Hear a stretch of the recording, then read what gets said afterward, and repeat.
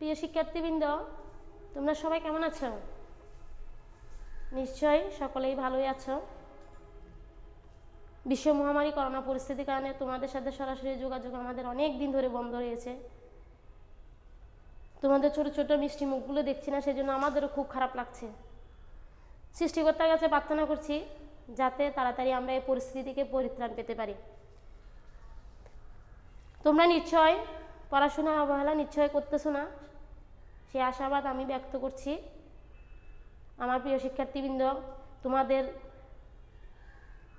নিয়মিত যে কাজ সে কাজ অবশ্যই তোমরা চালিয়ে যাচ্ছ। গত ক্লাসে আমি সপ্তম শ্রেণীর শিক্ষার্থীদের বাংলা দ্বিতীয় পত্রের উপসর্গযুগের শব্দ গঠনটা খুব ভালো করে পড়িয়েছি। তোমাদের শব্দ গঠনের মধ্যে 3টা পার্ট আছে, শব্দ গঠন, আর একটা হচ্ছে উপসর্গযুগের শব্দ গঠন, প্রত্যয়যুগের শব্দ গঠন। তো শব্দ গঠনটা আমি বর্ণনা করেছিলাম একটা ক্লাসে, উপসর্গযুগের শব্দ গঠন সেটাও শেষ করেছি। আজকে আমি প্রত্যয়যুগের শব্দ গঠনটা নিয়ে তোমাদের সামনে উপস্থিত হয়েছি। তো শিক্ষার্থীরা, আমরা আমাদের পাঠে মনোনিবেশ করি। আমি সপ্তম শ্রেণীর সকল শিক্ষার্থীদের জানাচ্ছি স্বাগতম। প্রিয় শিক্ষার্থীবৃন্দ, আজকে আমাদের পাঠের বিষয় হচ্ছে কি প্রত্যয়যুগে শব্দ গঠন। দেখো, এই পাঠ শেষে তোমরা কি কি জানতে পারবে। তোমরা প্রত্যয়ের সংজ্ঞাটা বলতে পারবে, প্রত্যয় কি সেটা বলতে পারবে, প্রত্যয়ের শ্রেণী বিভাগ, বিভিন্ন প্রকার শ্রেণী বিভাগ বর্ণনা করতে পারবে, প্রত্যয়যুগে নতুন শব্দ গঠন করতে পারবে। তাহলে আসো শিক্ষার্থীরা, প্রত্যয় বলতে আমরা কি বুঝি, প্রত্যয় এই জিনিসটা কি? যে সকল বর্ণ বা বর্ণসমষ্টি শব্দ বা ধাতুর পরে যুক্ত হয়ে নতুন শব্দ গঠন করে, সে সকল বর্ণ বা বর্ণসমষ্টিকে বলে কি প্রত্যয়। আমরা একটু লিখে ফেলি, তোমরা একটু বোর্ডের দিকে তাকাবে আর তোমাদের সামনে খাতা কলম রাখবে, যে ইম্পর্টেন্ট বিষয়গুলো একটু লিখে নিবে। তাহলে প্রত্যয় কি? যে সকল বর্ণ বা বর্ণসমষ্টি শব্দ বা ধাতুর পরে যুক্ত হয়ে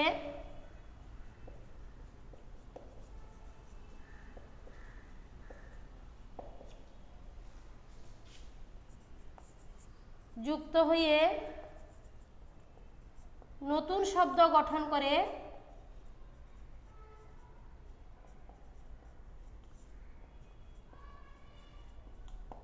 করে সে সকল বর্ণ বা বর্ণসমষ্টিকে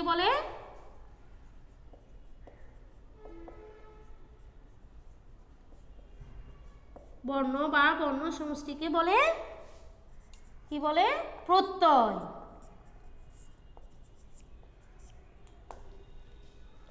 নিশ্চয় সংজ্ঞাটা তোমরা বুঝতে পেরেছ। দেখো, এই প্রত্যয় পড়তে গেলে তোমাদেরকে একটু প্রকৃতি সম্পর্ক জানতে হবে। প্রকৃতিটা কি? দেখো, প্রকৃতিটা হচ্ছে কি শব্দ বা ধাতুর মূলকে বলে প্রকৃতি। কি বলতো? শব্দ বা ধাতুর মূলকে বলে কি প্রকৃতি।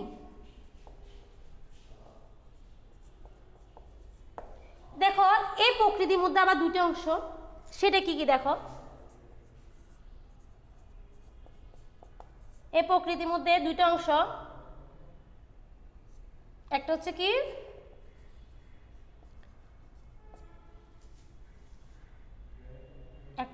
নাম প্রকৃতি, যেটাকে আমরা শব্দমূল বলে থাকি। নাম প্রকৃতি বা শব্দমূল। আরেকটা হচ্ছে কি ক্রিয়া প্রকৃতি, ক্রিয়া প্রকৃতি বা ধাতু মূল। ঠিক আছে? তাহলে এই প্রকৃতির মধ্যে 2টা অংশ, একটা হচ্ছে নাম প্রকৃতি বা শব্দমূল, আর একটা হচ্ছে ক্রিয়া প্রকৃতি বা ধাতুমূল। এখন আসো, নাম প্রকৃতিটা কি? দেখো, নাম প্রকৃতিটা হচ্ছে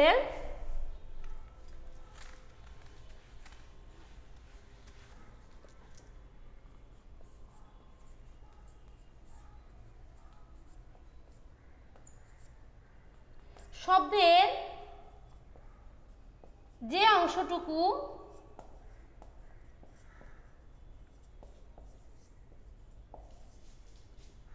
ভাঙা বা বিশ্লেষণ করা যায় না, ভাঙা বা বিশ্লেষণ করা যায় না, তাকে বলে কি? তাকে বলে নাম প্রকৃতি। তাকে কি বলে? নাম প্রকৃতি। যেমন আমরা একটা উদাহরণ দিই, সেটা কি? যেমন যদি বলি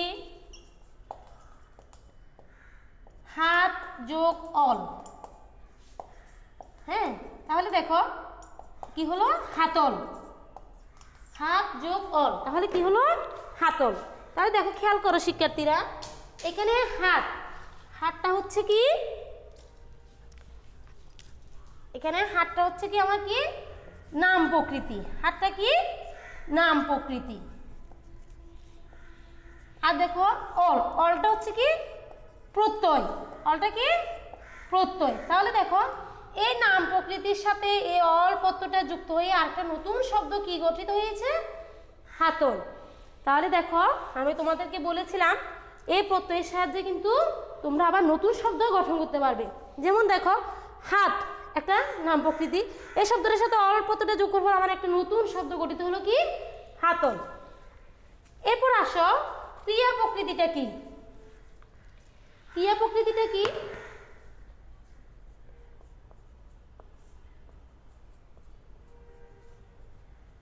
ক্রিয়া প্রকৃতিটা হচ্ছে ক্রিয়ার যে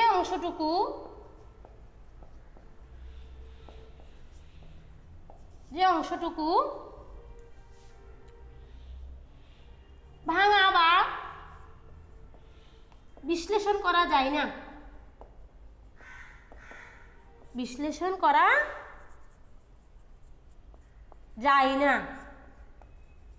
তাকে বলে কি?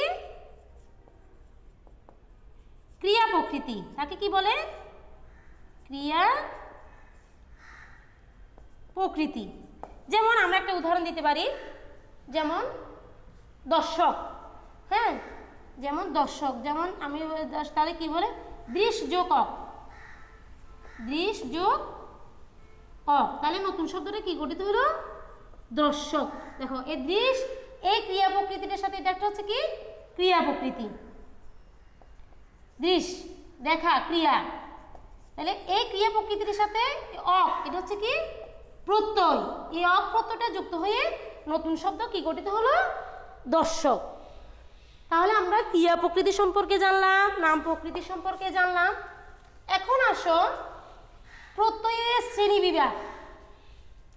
দেখো এই প্রত্যয়কে আবার কয় ভাগে ভাগ করা যায়? দুই ভাগে। এই প্রত্যয়কে আমরা কয় ভাগে ভাগ করতে পারি? দুই ভাগে। সেটা কি? একটা হচ্ছে কৃত প্রত্যয়, কৃত প্রত্যয়, আর একটা হচ্ছে কি? তদ্ধিত প্রত্যয়, একটা হচ্ছে তদ্ধিত প্রত্যয়। দেখো এই কৃত প্রত্যয়কে কিন্তু আবার দুই ভাগে ভাগ করা যায়। সেটা কি? একটা হচ্ছে সংস্কৃত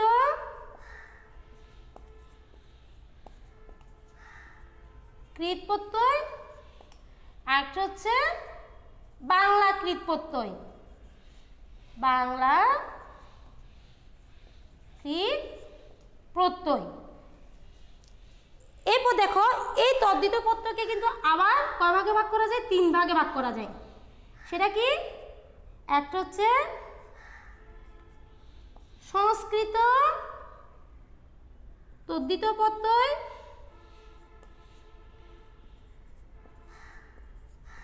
আর একটা হচ্ছে বাংলা তদ্ধিত প্রত্যয়, আর একটা হচ্ছে কি? বিদেশি তদ্ধিত প্রত্যয়। বিদেশি তদ্ধিত প্রত্যয়। তাহলে দেখো আমরা কি জানলাম, প্রত্যয় মূলত দুই প্রকার, একটা হচ্ছে কৃত প্রত্যয় আর একটা হচ্ছে তদ্ধিত প্রত্যয়। এরপর আবার ওই কৃত প্রত্যয়কে আবার দুই ভাগে ভাগ করা যায়, সেটা হচ্ছে কি সংস্কৃত কৃত প্রত্যয় আর একটা হচ্ছে বাংলা কৃত প্রত্যয়। একইভাবে তদ্ধিত প্রত্যয়কে আবার তিন ভাগে ভাগ করা যায়, সেটা হচ্ছে কি সংস্কৃত তদ্ধিত প্রত্যয়, বাংলা তদ্ধিত প্রত্যয় আর একটা হচ্ছে বিদেশি তদ্ধিত প্রত্যয়। এখন আমরা একটু জানবো এগুলা কি সেটা সম্পর্কে একটু জানবো। তোমরা নিশ্চয়ই চারটা খাতায় নিশ্চয় তুলে ফেলেছ। এরপর আসো সংস্কৃত তদ্ধিত প্রত্যয়টা কি, সরি প্রথমে আসতে হবে আমাকে কৃত প্রত্যয়টা কি। তাহলে দেখো কৃত প্রত্যয়টা কি,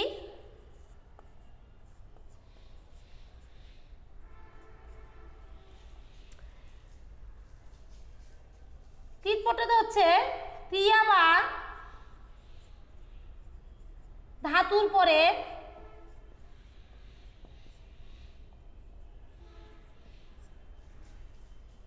যে প্রত্যয় যুক্ত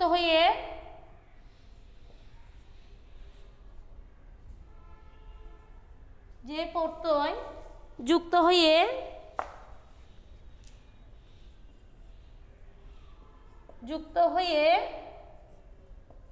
নতুন শব্দ গঠন করে, নতুন শব্দ গঠন করে তাকে কি বলে, তাকে কৃত প্রত্যয় বলে।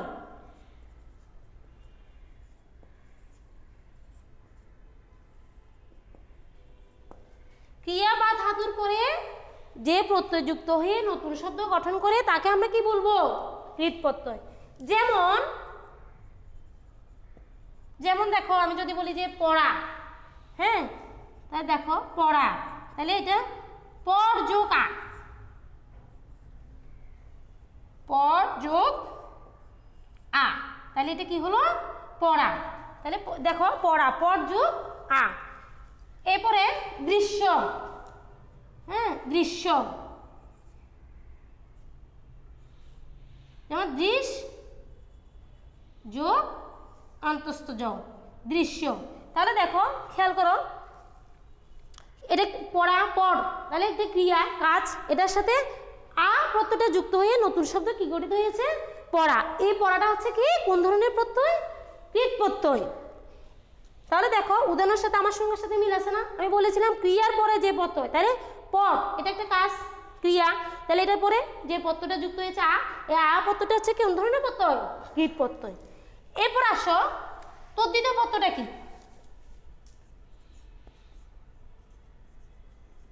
তদ্ধিত প্রত্যয়। তদ্ধিত প্রত্যয়টা কি, তদ্ধিত প্রত্যয়টা হচ্ছে শব্দের পরে যে প্রত্যয় যুক্ত হয়ে নতুন শব্দ গঠিত হয় তাকে আমরা বলবো কি তদ্ধিত প্রত্যয়। তাই লিখি শব্দের পরে যে প্রত্যয় যুক্ত হয়ে নতুন শব্দ গঠন করে,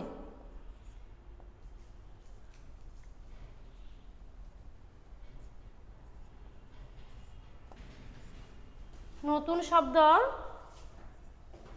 গঠন করে তাকে বলে কি, তাকে তদ্ধিত প্রত্যয় বলে, তদ্ধিত প্রত্যয় বলে। তাহলে দেখো শিক্ষার্থীরা আমি সঙ্গে কি বলেছি, শব্দের পরে যে প্রত্যয় যুক্ত হয়ে নতুন শব্দ গঠন করে তাকে আমরা কোন ধরনের প্রত্যয় বলবো, তদ্ধিত প্রত্যয়। যেমন যেমন আমরা যদি বলি বাঘ যোগ আ, তাহলে দেখো বাঘ এটা একটা কি শব্দ, তাহলে এটার সাথে এই আ প্রত্যয়টা যুক্ত হয়ে নতুন শব্দ কি গঠিত হলো, বাঘা। যেমন যদি বলি সোনালি, হ্যাঁ তাহলে সোনা যোগ আলি, সোনালি।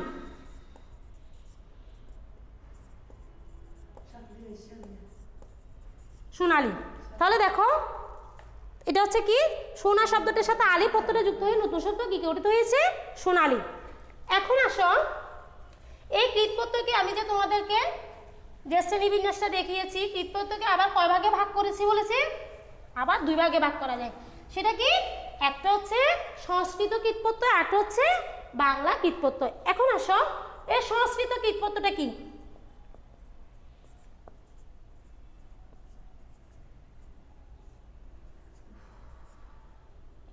সংস্কৃত কীটপত্যটা হচ্ছে সংস্কৃত ধাতুর সাথে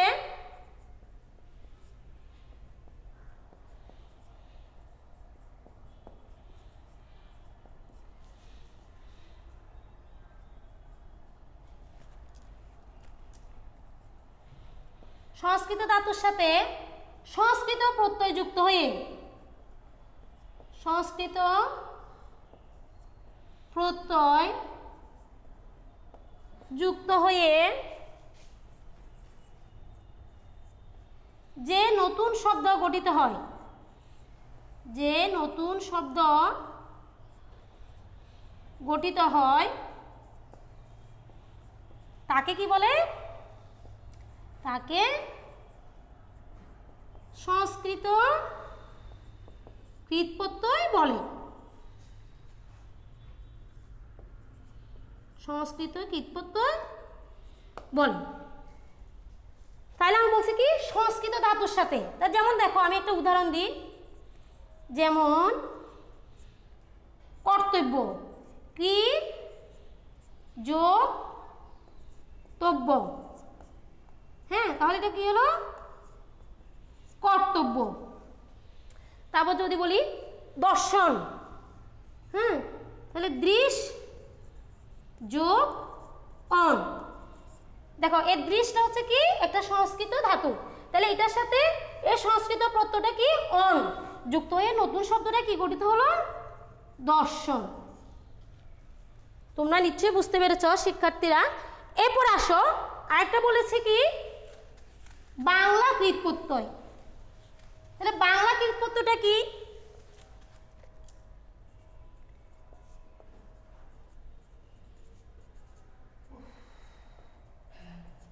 বাংলা কীটপত্যটা হচ্ছে বাংলা ধাতুর সাথে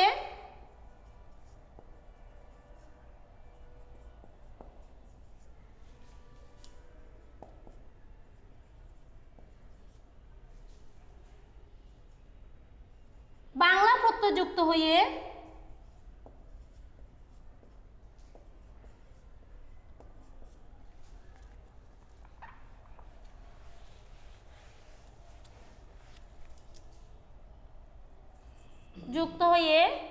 যে নতুন শব্দ গঠিত হয়,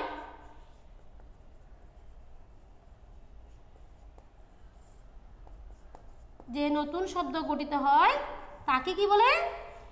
তাকে বাংলা কীটপত্যই বলে।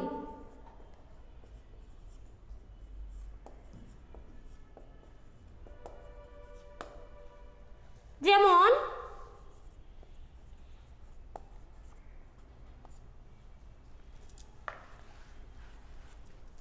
ডুবন্ত, ডুব যোগ অন্ত, এটা হচ্ছে কি একটা বাংলা ধাতু, এটার সাথে বাংলা প্রত্যয় কি যুক্ত হলো? অন্ত। তাহলে এটা কি হলো? নতুন শব্দ ডুবন্ত। তো যেমন কাঁদন, কাঁদ যোগ অন, হ্যাঁ কাঁদন, এগুলো হচ্ছে কি বাংলা কীটপত্যয়। তাহলে কীটপত্যকে যে আমরা দুই ভাগে ভাগ করেছি সেটা তোমাদেরকে দেখালাম। এখন আসো আমি তোমাদের যে শ্রেণীবিন্যাসটা আগে দেখিয়েছি ছকটা, সে ছকে দেখিয়েছি তদ্ধিত পত্রটাকে আবার কয় ভাগে ভাগ করা যায়? তিন ভাগে। একটা হচ্ছে কি সংস্কৃত তদ্ধিত প্রত্যয়, সংস্কৃত তদ্ধিত প্রত্যয়,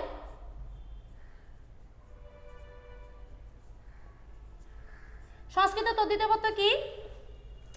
সংস্কৃত শব্দের সাথে যে সংস্কৃত প্রত্যয় যুক্ত হয়ে নতুন শব্দ গঠিত হয়। আমরা একটু লিখি,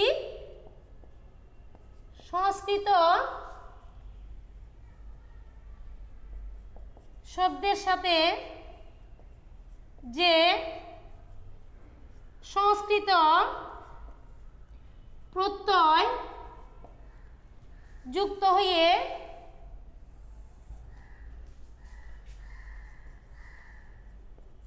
যুক্ত হয়ে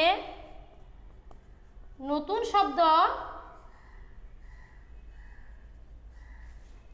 শব্দ গঠিত হয় তাকে বলে কি? তাকে সংস্কৃত তদ্ধিত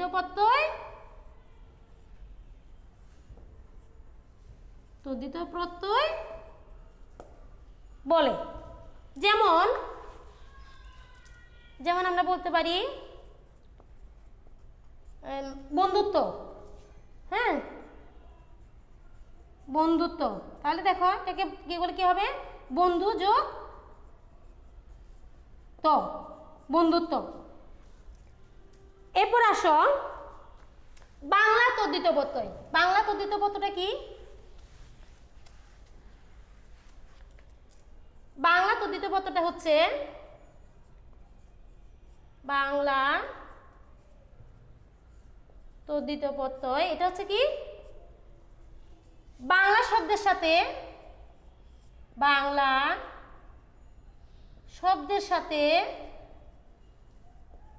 বাংলা প্রত্যয়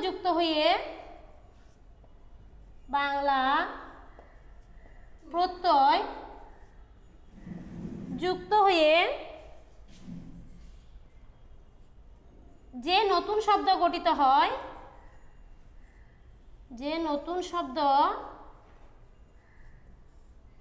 গঠিত হয় তাকে কি বলে?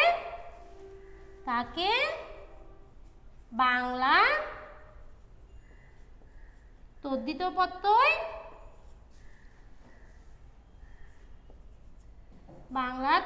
প্রত্যয় বলে।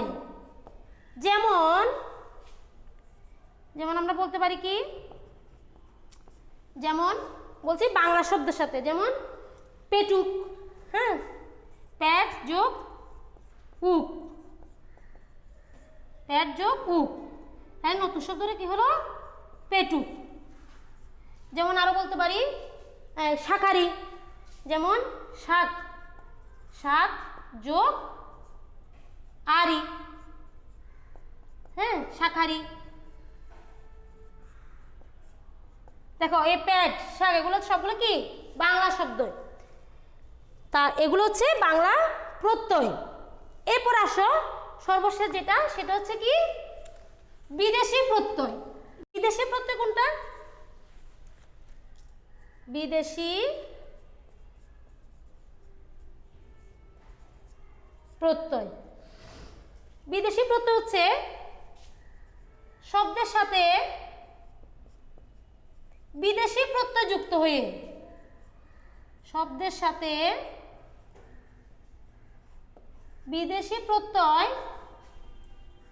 যুক্ত হয়ে যে নতুন শব্দ গঠিত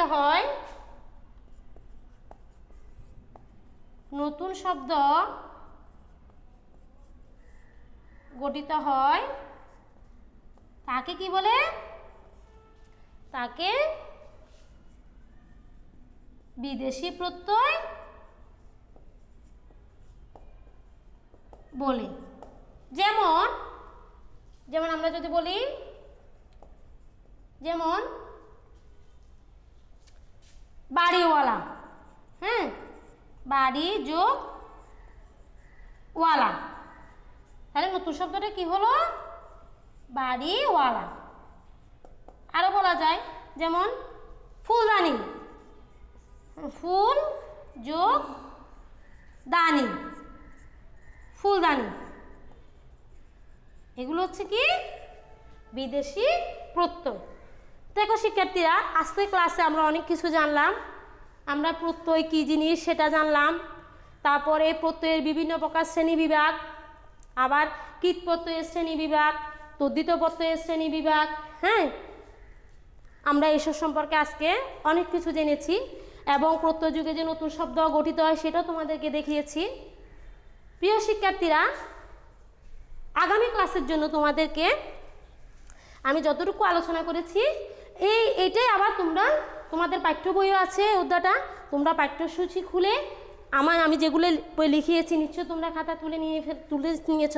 তার সাথে তোমরা সমন্বয় করে খুব ভালো করে বুঝে পড়বে। আশা করব তোমরা এই পাঠটা খুব ভালো করে বুঝতে পারবে।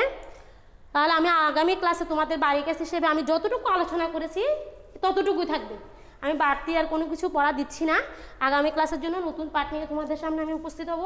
আগামী ক্লাস পর্যন্ত তোমরা সবাই ভালো থাকো, সুস্থ থাকো, স্বাস্থ্যবিধি মেনে চলো। ধন্যবাদ সবাইকে।